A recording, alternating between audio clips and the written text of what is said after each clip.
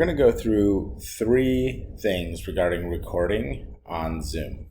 And this will help facilitate the movement of the recordings from your content session breakouts for the October virtual retreat back to the US Prep team. So just want to say thank you in advance for capturing those recordings for anyone that happens to miss the event and is in need of the excellent content that you're providing to our faculty members and district partners. So with that, the first thing we're going to focus on is settings. The second thing we're going to discuss is actually recording. And then the third is identifying and finding those recordings and then sharing them back to the US Prep team. So let's get started. Let's focus on settings first. So we're going to go to zoom.us and you're going to go ahead and log into your Zoom account.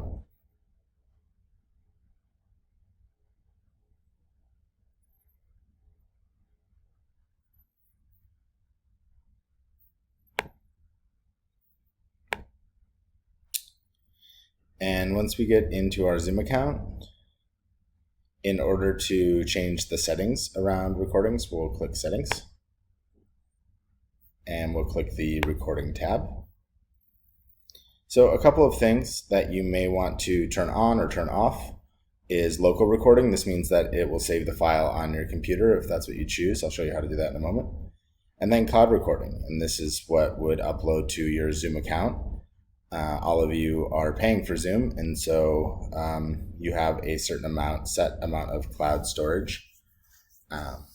And so go ahead and I turn both of them on, which gives me the option to do one or the other.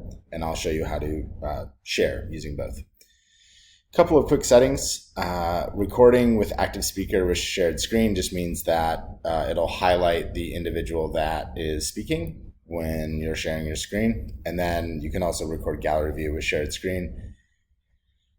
And then you can also record active speaker when gallery view and shared screen are separate. I don't turn that on personally, but you can. And then you can have sort of the saved chat messages from the meeting and webinar being recorded, etc. I don't turn on the timestamp for the recording, but you can feel free to do that.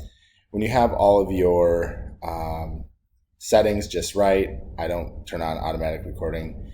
You can go ahead and press save. If I change a setting, it'll open up a save tab. So that's kind of number one. You want to make sure that your settings are good to go. Once I feel good about those, I will go ahead and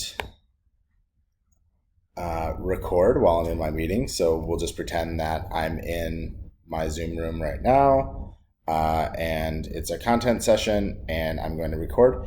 In order to start recording, we simply hit the button down here in the bottom of this tray, press record, and then it's going to give you the option if you have set up both recording to cloud and recording on computer. I'm going to choose record on this computer just to show you what that looks like, and then I'll show you how to access the cloud recording if you choose that.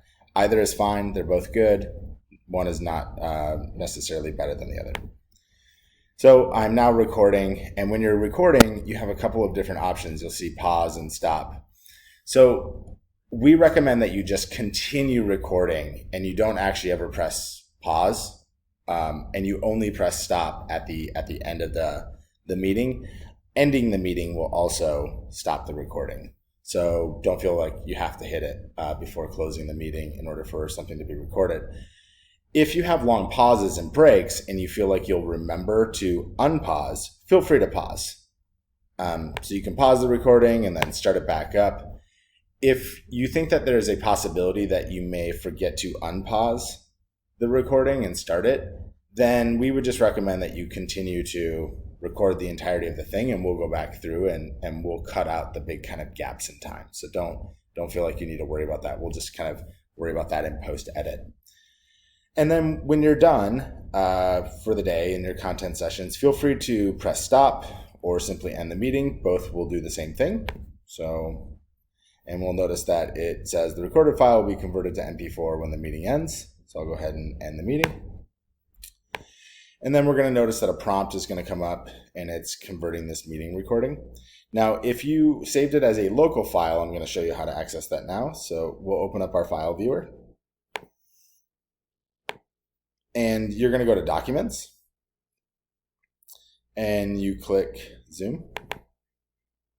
And then you'll notice that it'll be your last recording, 10:52, 10:52 a.m. Click on that. And then this file right here, this MP4 file, that's your actual video file that we would like. So I'm just going to rename it October Retreat _math. And then I've got a couple of options to share this back with the US Prep team. I can upload it to YouTube, which is fairly simple. Simply go to youtube.com and you're going to press create, and you'll simply upload video. So that's one option, and then you'll just share that video back with us. You could also put it into a Google Drive folder and go ahead and share the link to that file. Either way is fine. Whatever you choose is great.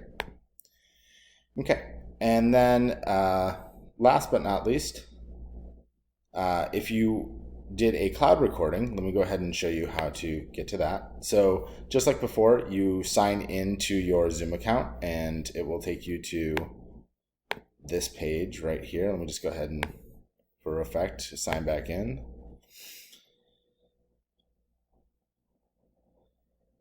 And in order to access your recordings, you're going to press Recordings. And then all of your recordings are going to be generated down here. As you can see, I don't do a lot of cloud recordings, so I've actually only got this these 4 files saved for this particular meeting. And a couple of options with this. So if really there should probably only be 1 file in here if you kept recording for that meeting, that breakout session. It's probably going to say something similar to this. It'll have your name and then like maybe your organization or whatever your standard name is will probably be here because it's your personal link. But you can go ahead and just, if you'd like, you can share the entirety of that recording and just ask that you have this on and then have it be publicly so that way we can access the files. And then you can simply send us this link, and how you do that, you just copy sharing information to clipboard, and then you would pull up